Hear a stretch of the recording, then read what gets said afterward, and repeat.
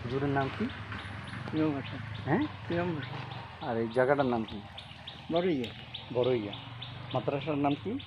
ইন্দা দিয়ে মাদা ইমদাদিয়া মাদ্রাসা। এতিমখানা ইমাম হুজুর কি এই প্রতিষ্ঠানে?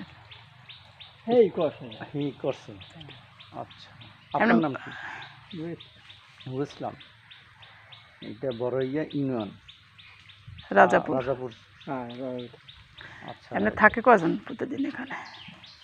হুজুর না না, এমনি বাচ্চারা থাকে কয়জন? বাচ্চারা 5-6 গো খায় 7-8 গো খায় এই আজীবন আজীবন খায়। মানে মাসে মাসে ওই 5-6 থাকে, এর বেশি বাড়ে না। খাওয়া দাওয়া করায়? হ্যাঁ ওই গুরু গায়ে রান্ধে একটু রান্ধে নিয়ে রাখতে থেকে এখন কি বাচ্চারা নিজেরাই রেন্ডে খায়? একবারে কইবেন না না না, বলবো। পাগল হয়ে গেছেন, আমি এই বলতে চাম।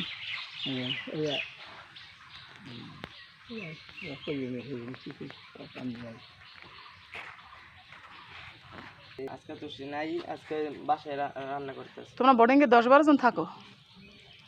কিন্তু এই অনেকজনের ছুটিতে গেছে। ছুটিতে গেছে অনেকজন, 10-12 জনই থাকো, কিন্তু এখন আজকে আছো কই একজন? আজকে আছি 3 জন।